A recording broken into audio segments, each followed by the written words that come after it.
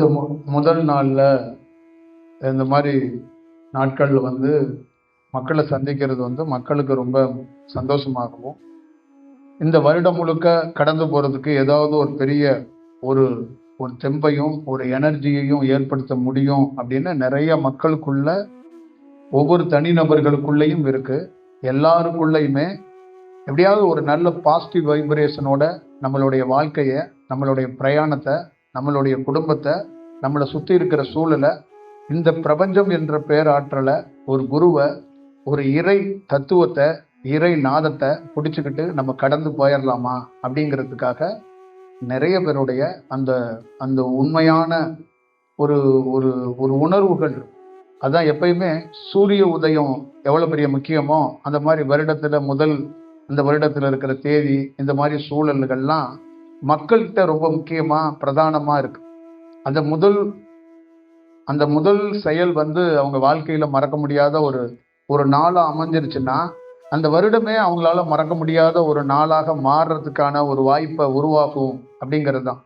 ஒரு புது எனர்ஜியை உருவாக்குறதுக்கு, ஒரு வடிவத்தை உருவாக்குறதுக்கு ஒவ்வொருத்தருக்குள்ளேயும் ஒரு சூழல் உருவாக்கணுங்கிறதுக்காக தான் அந்த புது ஒரு இடத்துல அவங்களுக்கு பிடிச்ச இடத்துல, அவங்க பிடிச்ச குருநாதர்களை, பிடிச்ச இறை வழிபாட்டை, இல்லை பிடிச்ச ஏதாவது இடங்களை, பிடிச்ச உறவுகளை, பிடிச்ச வீடுகளுக்குள்ள அவங்க அந்த பரிமாறிக்கொள்வது, பயணம் பண்ணுறது, அந்த மாதிரி ஒரு சூழலை உருவாக்கிக்கிறாங்க.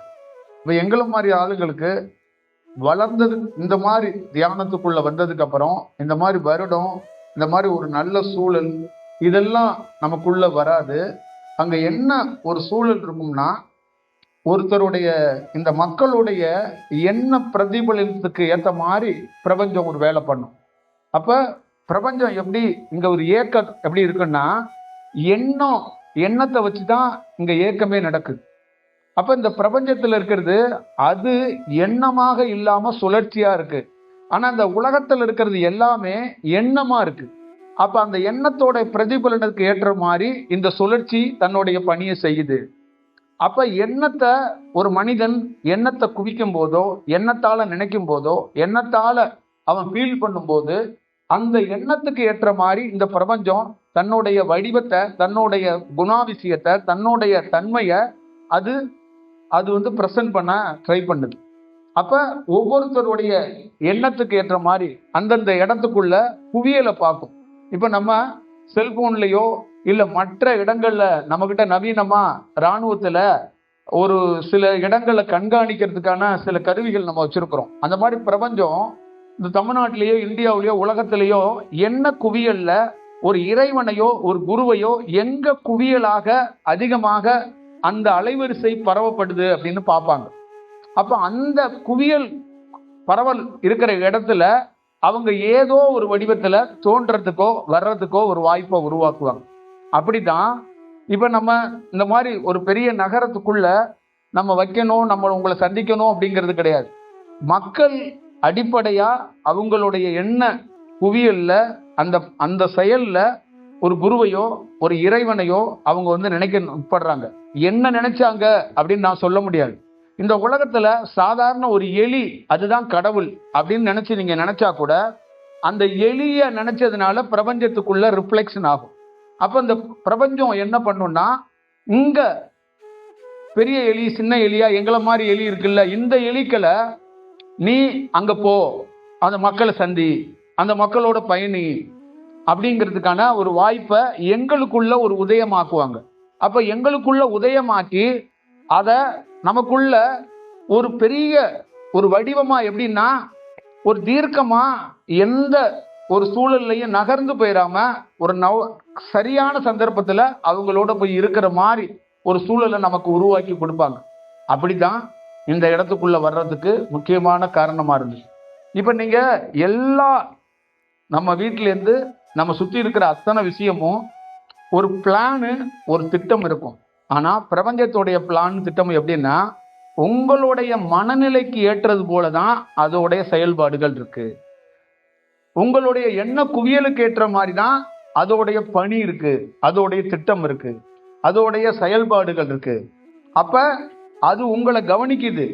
அது எப்படி கவனிக்குது அப்படின்னா, எண்ணமா கவனிக்கல, நீங்க எண்ணமா அதை நினைக்கிற ஒவ்வொரு தருணமும் நினைக்கும் போது மந்திரத்தாலேயோ தியானத்தாலேயோ புலம்பலாலேயோ கஷ்டத்தாலேயோ கண்ணீராலேயோ ஏதோ ஒரு இடத்துல 4 செவத்துக்குள்ள யார் கேட்ட போறா அப்படின்னு நீங்க புழுங்குறீங்கல்ல, அதை ஒருத்தன் கேட்கிறான். அதை கேட்டதோடைய பிரதிபலன் தான் நான் இங்க வந்து உட்கார்ந்துருக்கேன்.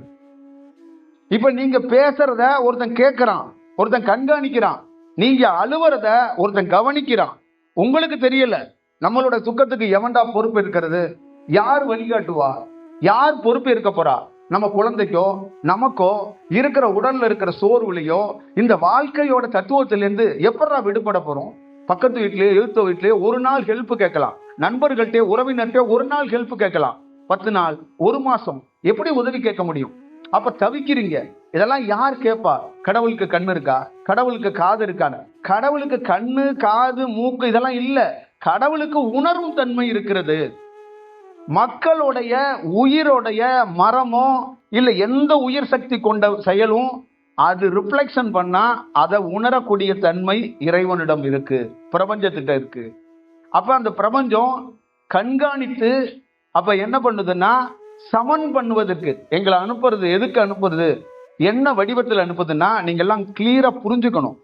கடவுள் போதனை, சித்தர்கள் போதனை, குரு போதனைகள்லாம் இங்க எப்படி இருக்குன்னா உங்களை பரவசப்படுத்துறதுக்கு, சந்தோஷப்படுத்துறதுக்கு நாம எல்லாம் ஒரு நல்ல நாள்ல சேர்ந்து பாசிட்டிவா சிரிச்சு மகிழ்ந்து சிவனையோ ராமனையோ பிற கடவுள்களை பற்றி பேரை சொல்லி கொண்டாடு மகிழ்ந்து அப்படியே கலைஞ்சு போற மாதிரி ஒரு சூழல்கள் நம்ம எல்லா காலகட்டத்திலையும் எல்லா மதங்கள்லையும் இருக்கு. எல்லா ஃபெஸ்டிவலையும் பாருங்க, சர்ச்சா இருக்கட்டும், மசூதியா இருக்கட்டும், கோவில்களா இருக்கட்டும், கொண்டாட்டங்களா தான் இருக்கு. அப்ப கொண்டாடுறாங்க, அப்ப பயங்கரமா பிரேயர் பண்றாங்க, பாடுறாங்க, அழுகுறாங்க, அப்புறமா கலைஞ்சு போயிடுறாங்க. ஆனா பிரபஞ்சத்திலிருந்து ஒரு சூழல் அப்படி இருக்காது. அப்படி ஒரு சூழலை அது கிரியேட் பண்ணாது, அப்படி ஒரு சூழலை அது உருவாக்காது. அப்ப அங்க என்ன ஆகும்னா இங்க கொண்டாடப்படுற அத்தனை பேரும், இங்க தவிக்கிற அத்தனை பேரும், இங்க கண்ணீர் விட்ட அத்தனை பேரையும் நேரடியாக ஒரு பிரபஞ்சம் என்ன பண்ணுதுன்னா சமன் செய். அவர்களை மீண்டும் புலம்ப விடாத, மீண்டும் அவர்களை இதே போல எண்ணத்தாலேயே ஒரு குவியலை ஏற்படுத்த விடாத. அப்ப என்ன குவியலை வெட்டி தீக்கிறதுக்கு, ஒரு போர் செய்யறதுக்கு, ஒரு போர் தான். நான் உங்களை சந்திக்க வந்தது, நீங்க குருவை பார்க்க பாசிட்டிவா வரீங்க, கையில வாளோட போர் செய்ய தான் வந்திருக்கிறேன். உங்ககிட்ட இருக்கிற ஆசைய, உங்ககிட்ட இருக்கிற மாயைய, உங்ககிட்ட இருக்கிற எண்ணத்தை, உங்ககிட்ட இருக்கிற தீமைய, உங்ககிட்ட இருக்கிற நேரடியாக எதிர்வினையான கருத்துக்களை, கண்ணுக்கு தெரியாத எத்தனையோ செயல் வடிவத்தை நீங்க உள்ள வச்சிருக்கீங்க. அந்த புழுக்கத்தை எடுத்து போடுறதுக்கு வாய்ப்பு இல்லை. உங்ககிட்ட இருந்து இருக்கிற புழுக்கத்தை எடுக்க முடியாது. அப்ப சமன் செய்ய எங்களை மாதிரி ஒருத்தரை தயார் செய்யறாங்க. நாங்களும் உங்களை மாதிரி புழுக்கமா எந்த வடிவத்திலையும் ஏசி, ஏர் கூலர், பிரிட்ஜ், கூலிங்கான இடம், மலைத்தொடர்கள், எத்தனையோ இடங்களுக்கு போனாலும் இந்த புழுக்கம் தீரல. இந்த புழுக்கம் தீர்றதுக்கு பிரபஞ்சத்திலிருந்து ஒரு காற்று வந்துச்சு, பிரபஞ்சத்திலிருந்து ஒரு உஷ்ணம் வந்துச்சு. தீராத நோய்க்கும், தீராத கஷ்டத்துக்கும், தீராத பிரச்சனைக்கும் ஒரு தீர்வு கொடுக்கறதுக்கு ஒரு காற்று, ஒரு மிகப்பெரிய காற்று, அது உஷ்ணமாக பேர் செயலாக இந்த உடலை தாக்குனுச்சு. அந்த உடலுக்குள்ள ஊடுருவி போனுச்சு. அப்ப அந்த உடலுக்குள்ள ஊடுருவி போய் அது நமக்கிட்ட இருந்து என்ன கற்றுக் கொடுத்துச்சுன்னா பதட்டம் இல்லாத, பயம் இல்லாத, நிதானமாக, கட்டுப்பாடாக, ஒரு ஏக்கமாக, ஒரு செயலாக, ஒரு வடிவமாக, எந்த திட்டமும் இல்லாம இயல்பாக, தாய் இல்லாம, தகப்பன் இல்லாம, உறவு இல்லாம, செல்வம் இல்லாம, கைகால அதுவா அது இயக்கும், அதுவா அது நடக்கும். ஆனா ஒரு பார்வையாளனா கவனித்து நீ செல் அப்படிங்கிற அந்த வடிவத்தை தான் இந்த தியானத்திலிருந்து, இந்த பிரபஞ்ச உஷ்ணத்திலிருந்து எங்களுக்கு கிடைக்கப்பட்டது. அப்ப இந்த பிரபஞ்ச உஷ்ணத்திலிருந்து எங்களுக்கு கொடுக்கப்பட்டது என்ன அப்படின்னா, முதல் சமன் செய்யறது. சமன்னா பதட்டமா இந்த உலகத்தை எப்படி எதிர்கொள்ள போறோம், இந்த வாழ்க்கையை எப்படி எதிர்கொள்ள போறோம், மனைவிய குழந்தையை எப்படி எதிர்கொள்ள போறோம்னு ஒவ்வொரு தனிநபருக்கும் உள்ளுக்குள்ள பயம் இருக்கு. ஒவ்வொரு மணி நேரமும் நம்ம குழந்தைக்கு ஏதாவது ஒன்று ஆயிடுச்சுன்னா துடிச்சிருவோம், நம்ம மனைவிக்கு ஏதாவது ஒன்று ஆயிடுச்சுன்னா துடிச்சிருவோம். எப்போ மருத்துவமனைக்கு போவோம், எப்போ வீட்டில் இருப்போம், பைக்கில் போறோம், எப்போ கீழே விழுவோன்னு கூட தெரியாது, எப்போ நம்ம கையில காசு இருக்கும், எப்போ செலவாகும்னு தெரியாது. சம்பளம் வாங்கிட்டு வந்துடுவோம், திடீர்னு ஏதோ ஒரு செலவு வந்துடும். அப்ப எந்த நிமிஷம் என்ன வேணாலும் நடக்கலாம். உத்தரவாதம் இல்லாத வாழ்க்கை. எந்த ரூபத்திலையும் இந்த வாழ்க்கையில உத்தரவாதம் கிடையாது. அப்ப ஒரு நம்பிக்கை அடிப்படையில தான் இந்த வாழ்க்கையை நகர்த்தணும். இந்த வாழ்க்கையை நாமளே ஒரு பாசிட்டிவ் தன்மையில வச்சு தான் நகர்த்தணும். அந்த வடிவத்தை தான், அந்த சூழலை தான், அந்த செயலை தான் இந்த பிரபஞ்சம் நம்பிக்கை என்ற சொல்ல எனக்கு வீழ்த்துனுச்சு. நம்பிக்கை வேண்டாம், இந்த மாதிரி ஒரு பாசிட்டிவ் தன்மைங்கிற அந்த மாதிரி ஒரு செயலே ஒரு மூட நம்பிக்கை. எதுவும் இல்லாம இயல்பாக நீ கடந்து போ. நீ ஒரு நகரத்துக்குள்ள யாரும் இல்லை. நாம் போன மலைத்தொடர்கள், நாம் போன குகைகள், நாம் போன மரங்கள், நாம் உட்கார்ந்து இருந்த இடங்கள் யாரும் கிடையாது, யாருமே கிடையாது. ஆயிரக்கணக்கான லட்சக்கணக்கான படகுகள், மீனவர்கள், எத்தனையோ செயல்கள் ராமேஸ்வரத்தில் இருந்துச்சு. ஆனா உயர்ந்த இந்த உலகத்திலே மிக மதிக்கக்கூடிய, யாராலையும் கிரகிக்க கூட முடியாத ஒரு பெரிய பேர் அலைவரிசை, பேர் செயல், அந்த நீல வண்ணம் அப்படிங்கிற அந்த கடலுக்குள்ள, ராமேஸ்வரத்துக்குள்ள ஒரு ஒரு ஒரு முற்றிலுமாக ஒரு மனிதனை மாற்றக்கூடிய அந்த வல்லமை படைத்த செயல் நமக்குள்ள ஒரு மாற்றத்தை ஏற்படுத்துச்சு. அந்த மாற்றம் தான் என்ன? அந்த மாற்றம் என்ன மாதிரி ஒருவனை உருவாக்கி என்ன கிடைக்க போகுது அப்படின்னா சமம் தான்.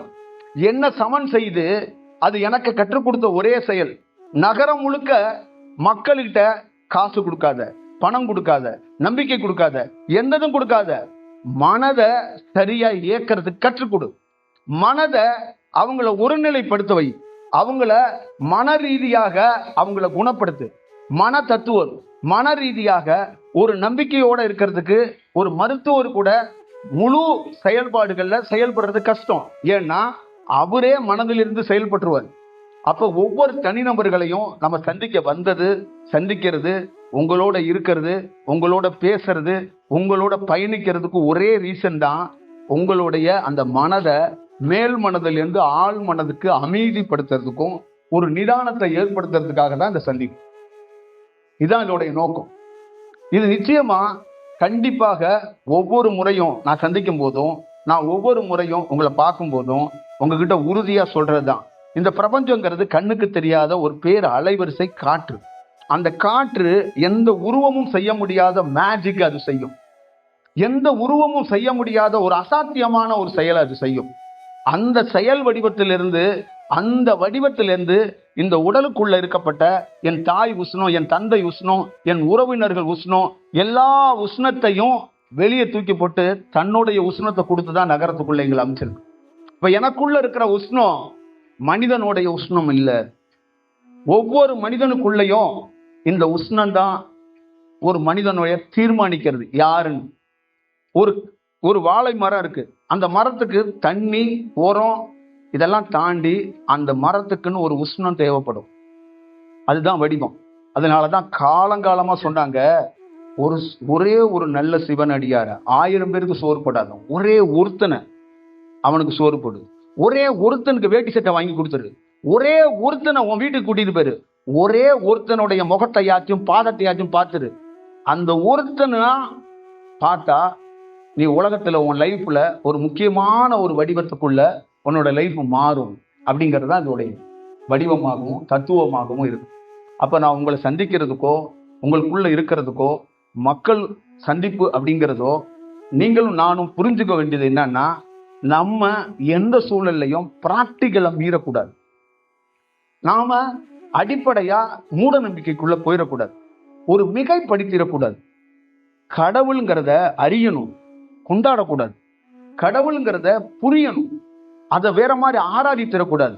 அப்ப குரு, கடவுள் இவங்க எல்லாத்தையும் எப்படின்னா ரொம்ப உணர்ந்துக்கிட்டோம்னா நம்ம கிட்ட இருந்து என்ன நமக்கு என்னன்னா, நாம கடவுள் தன்மைக்கு மாறுறோம்னு அர்த்தம். ஒவ்வொரு மனமும் அமைதி பெறும்போதும் நிதானம் பெறும்போதும் அது ஒரு கடவுள் தன்மையை மாறுது, கடவுள் தன்மைக்கு அது ரெடி ஆகுதுன்னு அர்த்தம். இதுதான் ரொம்ப முக்கியம். அப்ப இந்த சந்திப்புக்கு மிக முக்கியமான காரணம், உங்களுடைய நிதானத்துக்காக பல பேர் இந்த சென்னை மாநகரத்துல அலைவரிசையாகவே சுத்துறாங்க. என்ன அலைவரிசையாக? எண்ணம் அலைவரிசை. அப்ப அந்த எண்ணம் அலைவரிசைய இந்த சத்தத்தை குறைக்கிறதுக்கு ஒரு வாய்ப்பை உருவாக்குன்னு தான் நம்மளை அனுப்புனாங்க. இப்ப நான் வந்த நோக்கம் என்னன்னு உங்ககிட்ட சொல்லிட்டேன், புரியுதுங்களா? இப்ப இந்த உலகத்திலேயே வச்சுக்கோங்க, நீங்க எத்தனையோ, உங்களுக்கெல்லாம் நிறைய வயசு, உங்க வாழ்க்கையில 90 கொடுத்து, குங்குமம் கொடுத்து, பூ கொடுத்து, உங்களுக்கெல்லாம் மந்திரம் கொடுத்து, தியானம் கொடுத்த எத்தனையோ குருமார்களை பார்த்துருப்பீங்க. தலையில தட்டி முதுகுல தட்டி ஆசுவாசமா நிதானமா நிப்பா, நிதானமா நின்னு பேசாத, நீ நின்றுடா, உங்கால நின்றா அப்படின்னு சொல்ற எந்த குருமாரங்க நீங்க பார்த்திருக்கீங்க? அதான் பிரபஞ்சம்.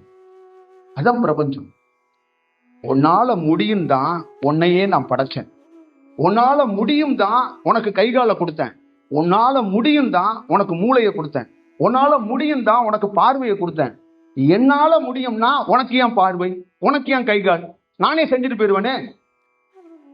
அப்ப உன்னால முடியும் தானே உன்னை நான் உருவாக்கியிருக்கேன். உன்னால முடியாதது இந்த பலவீனம், இந்த மனம். அதை சரி செய்யறதுக்கு ஒரு வாய்ப்பை மீண்டும் நாமே உருவாக்குறோம், நாமே வர்றோம். அப்ப அந்த பலவீனத்தை எப்படியாவது எடுக்கிறதுக்கான ஒரு வாய்ப்பை உருவாக்குறோம். அப்ப குரு பரம்பரை, குரு தத்துவம் எப்படி உருவாகுது அப்படின்னா, ஒருத்தருடைய பலவீனத்தை எடுத்து அவர் நகரத்துல விட்டு அவர் யாரெல்லாம் சந்திக்கிறாரோ அவங்களுடைய பலவீனத்தை எடுக்கிறாருன்னு அர்த்தம். அப்ப இந்த மாதிரி பலவீனங்கள் எங்கெங்கெல்லாம் எடுக்கப்படுதோ அப்ப ராஜா மக்கள் ரெண்டு பேருக்குள்ள பாகுபாடு இல்லாம, வேறுபாடு இல்லாம ஒரு சமம் வந்துடும் அப்படிங்கிறாங்க. அப்ப வீட்டுக்குள்ள என்னன்னா எதுவுமே இல்லாம ஒரு ஆனந்தம் கிடைக்குங்கிறாங்க. அப்ப ஒரு வீட்டுக்குள்ள மன அமைதியாச்சுன்னா பணத்தை தொடாமையே வாழ்க்கையை கடந்துட முடியுங்கிறாங்க. அப்ப ஒரே ஒரு மரக்கா அரிசியில 4 படி 5 படி எங்க கிராமத்துல வரும்பாங்க. இன்னைக்கு மரக்கான்னா என்னன்னு உங்களுக்கு எல்லாம் தெரியாது. அப்ப அந்த ஒரு மரக்கா அரிசியை வச்சு கிராமங்கள்ல ஒரு மாதம் 6 பேருக்கு 5 பேருக்கு சமைச்சிருக்கிறா ஒரு தாய். அந்த சாப்பாடு அரிசி இருக்குல்ல, அதை வேண்டிக்குவாளாம், அரிசி தீந்துடக்கூடாது, அரிசி தீந்துடக்கூடாதுன்னு வேண்டிக்குவாளாம். அப்ப அந்த அரிசிய பார்த்து பார்த்து பார்த்து பார்க்கும்போது அந்த அரிசி வளருமா. இது உண்மைங்க. எத்தனையோ ஏழை வீட்டுல வளர்ந்துருக்கு, எத்தனையோ வடிவத்தில் இருக்கு. அப்ப அவங்க சொல்லியிருக்காங்க, நானே நேரடியா குழந்தைகளை பார்த்துருக்கிறேன், இந்த அரிசி தீரவே மாட்டுது, கொஞ்சோண்டு தான் இருக்கு, போய் யார்கிட்டயாவது பக்கத்துல கேட்கலான்னு பாக்குறேன், திருப்பி திருப்பி இது வளர்ந்துகிட்டே இருக்குன்னு இருக்காங்க. அப்ப அதோடைய செயல்பாடுகள் என்னன்னா, அந்த ஆசை இல்லாம 10 மூட்டை அரிசியை வாங்கி வச்சுக்கணும், நிறைய அரிசி வாங்கி வச்சுக்கணும், அப்படி இப்படிலாம் இல்லாம இந்த இருக்கிறது தீரட்டும், அப்புறம் எங்கேயாவது ஒண்ணு வாங்கிக்குவோம், எங்கேயாவது கிடைச்சிரும்னு அந்த உண்மைத்தன்மை இருக்குல்ல, அது வளரும், அது வாழும், அது வாழ வைக்கும், அது உங்க கூட டிராவல் ஆகும். அதுதான் நான் உங்கள்கிட்ட அடிக்கடி சொல்றது. உங்க வீட்டுல இருக்கிற பொருளை வச்சு சமைக்க கத்துக்கணும், இருக்கிற பொருளை வச்சு வாழ கத்துக்கணும், இருக்கிற பணத்தை வச்சு ஒரு பேசிக்கா நீங்க பயணம் பண்ண கத்துக்கணும். அப்ப இல்லாத பொருளை கிரியேட் பண்ண கூடாது, இல்லாத பொருளுக்காக அழுவக்கூடாது, இல்லாத பொருளுக்காக பெரிய லெவல்ல சிரத்தை எடுக்கக்கூடாது. இருக்கிற பொருளை வச்சு ஜெயிக்க கத்துக்கணும். அவ்வளவுதான். கையில இன்னைக்கு என்ன பொருள் இருக்கு, அந்த பொருளை வச்சுக்கிட்டு சால சிறந்ததாக வாழ தகுதி படைத்தவனாக நீங்க மாறும்போது அங்கு உங்களை ஒரு இறை சக்தி கவனிச்சு பார்க்கும். அப்ப இறை சக்தி எப்படி கவனிச்சு பார்க்கனா, ஒண்ணுக்குமே உபயமில்லாத ஒரு பொருளை எடுத்துக்கிட்டு இந்த பொருளை வச்சுக்கிட்டு நான் வாழ்வேன் அப்படின்னு நினைச்சா, உங்க குழந்தை கொஞ்சம் வழக்கமான குழந்தையா இல்லாம கஷ்டப்படுற குழந்தையா, வாய் பேச முடியாத குழந்தையா, காது கேட்க முடியாத குழந்தையா, இல்ல ரெகுலர் ஃபார்முலாவில் இல்லாத குழந்தையா இருக்குன்னு வச்சுக்கோங்க. ஆனா அந்த குழந்தைய தினந்தோறும் பார்த்து நீங்க அழுது, நீங்க கதறி, நீங்க ஃபீல் பண்ணி, நீங்க புழுங்குனீங்கன்னா இறைவன் உங்களை பார்க்க மாட்டான். அந்த பொருளை ஏதோ ஒரு காரணத்துக்காக தான் இறைவன் நம்மள்கிட்ட கொடுத்துருக்கிறான். நல்லா ஞாபகம் வச்சுக்கணும். ஏதோ ஒரு காரணம் இல்லாம ஒரு சின்ன குறையோடையோ இல்ல நிறையோடையோ ஒரு பொருள் உன் கையில இருக்காது. ஒரு பொருள் உன் கையில குறையோட இருந்தாலும் சரி, நிறையோட இருந்தாலும் சரி, அதுக்கு ஒரு காரணம் இருக்கு, அதுக்கு ஒரு நிச்சயமான காரணம் இருக்கு. அப்ப அந்த பொருளை எப்படி பார்க்கிறான், எப்படி கையாளுறாம்பாங்க. இறைவனை வணங்க வேண்டாம், இறைவனை நினைக்க வேண்டாம், இறைவனை தியானம் பண்ண வேண்டாம். இறைவனால் கொடுக்கப்பட்ட குறையோடு நிறையோடு இருக்கின்ற பொருளை எவன் ஒருவன் ரசிச்சு யதார்த்தமாக அந்த பொருளை கையில பிடிச்சிட்டு நடக்கிறானோ அவனை இறைவன் பார்ப்பான், அவனை பார்ப்பான். பல நாள் சொல்லியிருக்கிறேன், பொண்டாட்டி நடிகைமா இருக்கக்கூடாது. அவ இறைவனால கொடுக்கப்பட்ட ஒரு பெண்ணு, அந்த பெண்ணா மட்டும்தான் பார்க்கணும். அவளை அழகா, அவளை வர்ணிச்சு கவிதையா அப்படியே இப்படி அப்படியெல்லாம் பார்க்க கூடாது. அது தேவையில்லை. அது இறைவனால இந்த காலகட்டத்துல, இந்த வடிவத்துல, இந்த சூழல்ல இப்படித்தான் உனக்கு ஒரு பெண்மணி கிடைப்பா அப்படின்னு அவனே ஏற்பாடு பண்ணியிருக்கிறான். அவனுடைய திட்டம். அவனுடைய திட்டத்துக்கு, அவனுடைய பணிக்கு, அவனுடைய வடிவத்துக்கு நீங்க எப்ப எல்லாம் மதிப்பளித்து வேலை செய்றீங்களோ அப்ப உங்களை அவன் கவனிப்பான். இதான் ரொம்ப முக்கியமானது. வாழ்க்கையில இதுதான் ரொம்ப முக்கியமானது. நீங்க நல்லா ஞாபகம் வச்சுக்கணும்.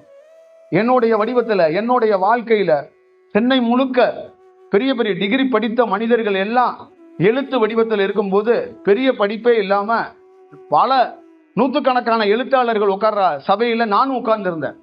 ஆனா நான் எதை நம்பினேன்னா, என் எழுத்தை தாண்டி என்னுடைய வடிவத்துல இறைவன் ஏதோ ஒரு சூழல்ல என்ன இந்த பாதையில போக சொல்றான், நாம போவோம். என்கிட்ட திறமை, எழுத்து இதெல்லாம் தாண்டி அவன் ஏதோ ஒரு இடத்துல என்னை பார்த்துக்குவான், நான் நம்புறேன் அப்படின்னு நான் ஒரு வேலை செஞ்சேன். அந்த வடிவம் தான் என்னுடைய வாழ்க்கையில. இறைவனை நான் பார்க்கல, இறைவன் என்ன பார்த்தார். வாழ்க்கையில பலவீனத்தை எப்ப கொண்டாட கத்துக்கிறீங்களோ, பலவீனத்தை எப்ப தட்டி கொடுக்க கத்துக்கிறீங்களோ, கண்ணீர் துளிக்கு எப்ப தாலாட்டு பாடுறீங்களோ, எப்பெல்லாம் உங்களுடைய பலவீனத்தை நண்பா தோளான்னு கை கொடுக்குறீங்களோ, அன்னைக்கு இறைவன் உங்களை பார்க்கறான்னு அர்த்தம்.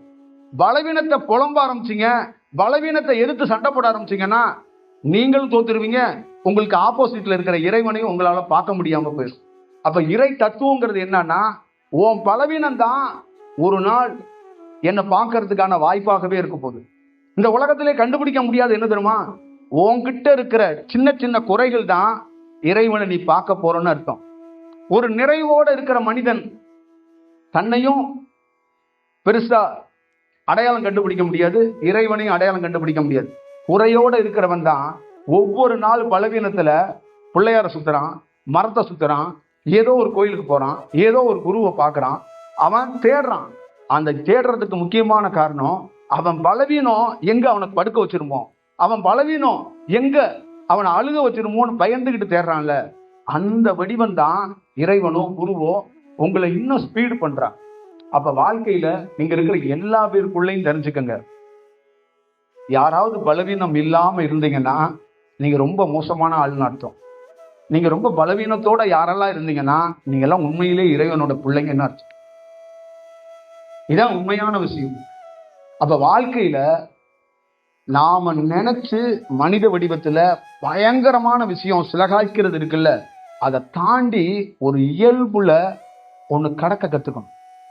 அதுதான் இந்த வாழ்க்கையில மறக்க முடியாத ஒரு அனுபவத்தை உங்களுக்கு ஏற்படுத்தும்.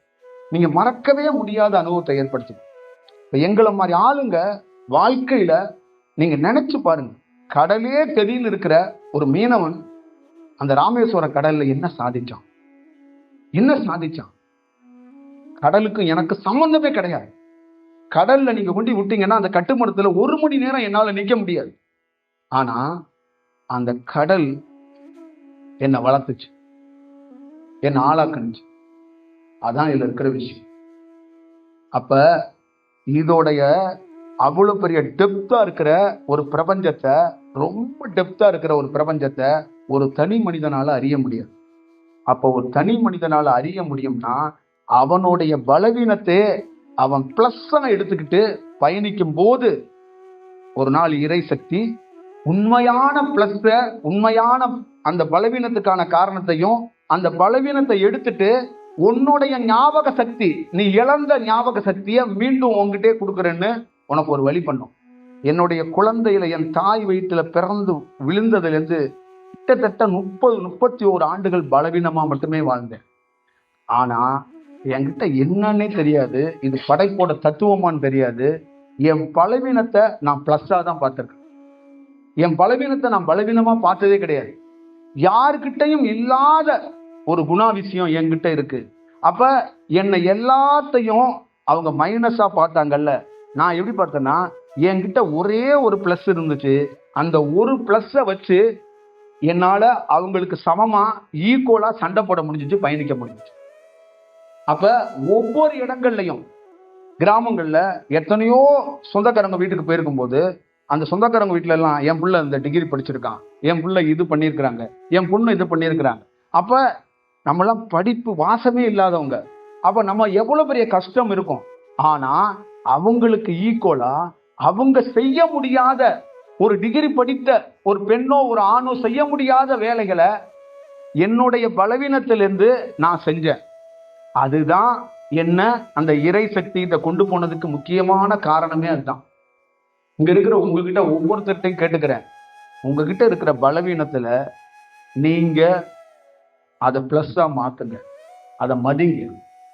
அதுதான் உங்க வாழ்க்கையில ஒரு ரைட்டா மாறப்போகுது. அதுதான் ரொம்ப ரொம்ப முக்கியமான வடிவம். இந்த இந்த இந்த தத்துவத்தை நீங்க வந்து புரிஞ்சுக்க மாட்டீங்க. விவேகானந்தர், ராமகிருஷ்ணர், நீங்க ரெண்டு பேரையுமே நான் கருத்தியலா என்ன சொல்றேன்னா, விவேகானந்தருடைய அப்பா பெரிய லாயர்னு உங்களுக்கு எல்லாருக்கும் தெரியும். ஆனா ஒரே நாள்ல ரோட்டுக்கு வர்றாரு. யாரால ரோட்டுக்கு வர்றாரு? உறவுகளால.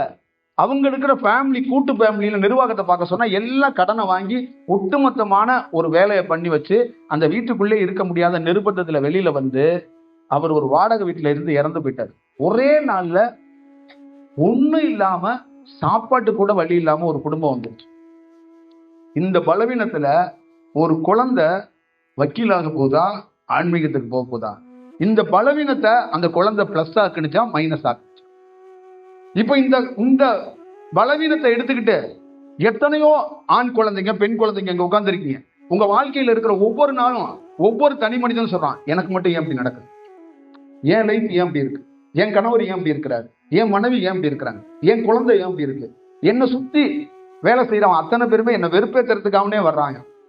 எந்த எந்த வேலைக்கு போனாலும் அந்த அந்த முதலாளி என்ன டார்ச்சர் பண்றான், ஏதாவது காலேஜுக்கு போனாலும் ஸ்கூலுக்கு போனாலும் எனக்கு ஏற்ற மாதிரி இல்லை அப்படின்னு ஒவ்வொரு நாளும் உங்களுக்குள்ள ஒரு பலவீனத்தை மேலும் மேலும் நீங்க ஒரு புது புது பலவீனத்தை கிரியேட் பண்ணிக்கிட்டே இருக்கு.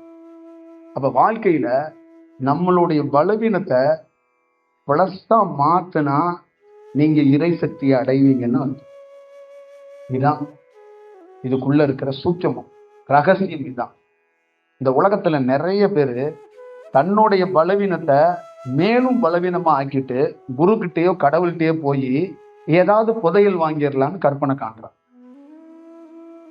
ஒரு குரு, ஒரு கடவுள் என்ன சொல்றாருன்னா, உன்னையே திருப்பி கூப்பிட்டு எந்த கால் உனக்கு ஊனமா இருந்துச்சோ அதே காலை சரி செஞ்சு உன்னதான் நடக்க வைக்க ட்ரை பண்ணுவார். அவரு காலை பிடிங்கி உங்ககிட்ட கொடுக்க மாட்டார். புரியுதா? அப்ப இந்த உலகத்தோட தத்துவம் என்னன்னு புரியுதா? கிருஷ்ணன் ஒரு பக்தன்ட்ட, கிருஷ்ணன் வரமாட்டான். கிருஷ்ணன் என்ன பண்ணுவான், நீ வேலை செய்யி, நான் உன்னை கவனிக்கிறேன்பா.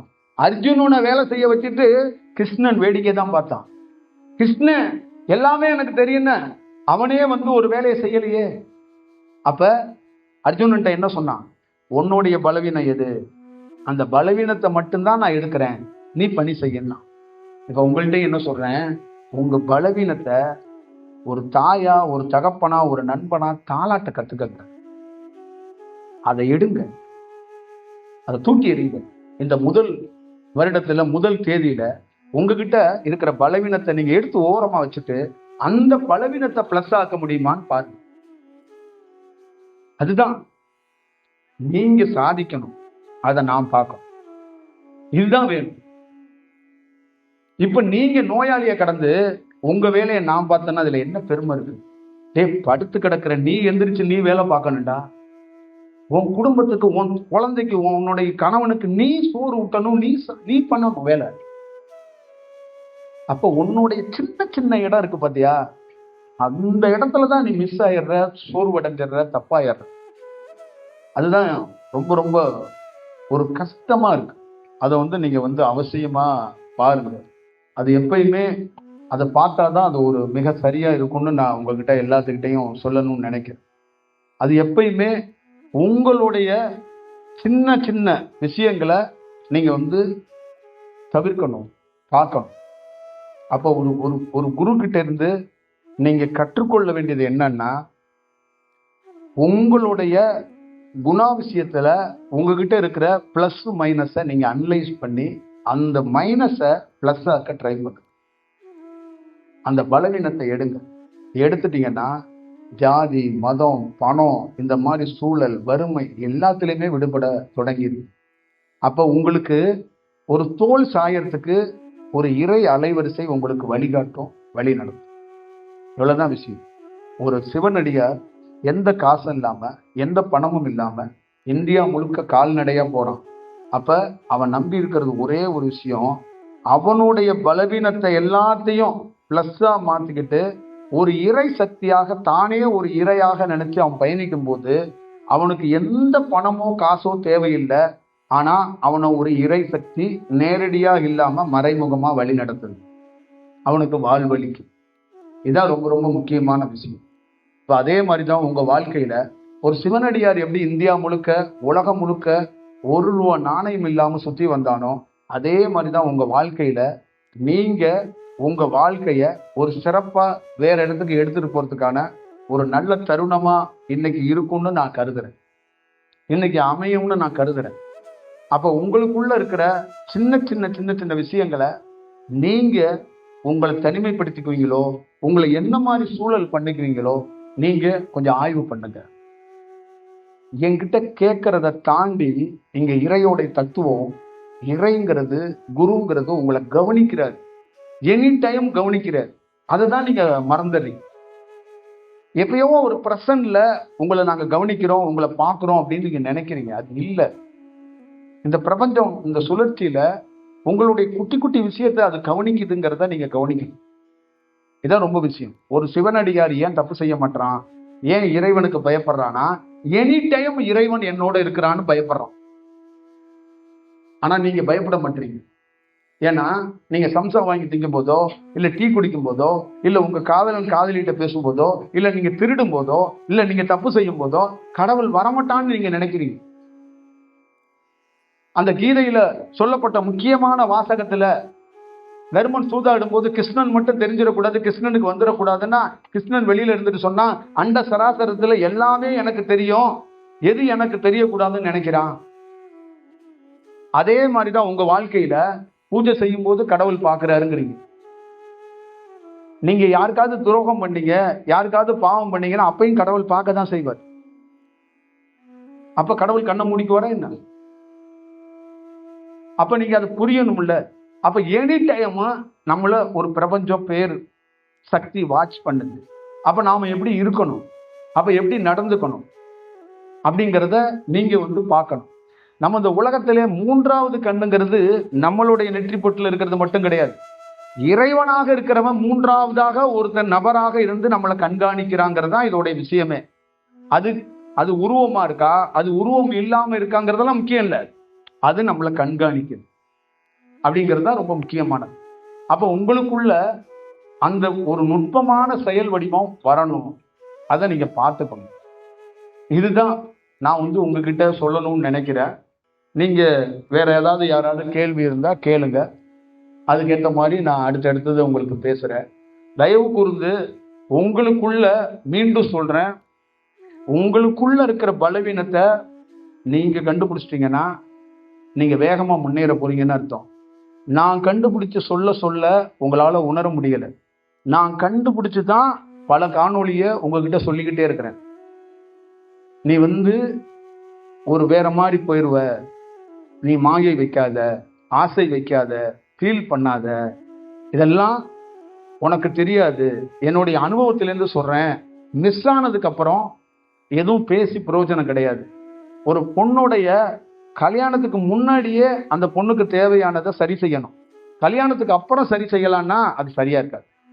அதே மாதிரிதான் உங்களுடைய சின்ன சின்ன இடங்கள்ல கூட நான் உங்ககிட்ட சொல்றேன், உங்களை புரிய வைக்கிறேன்.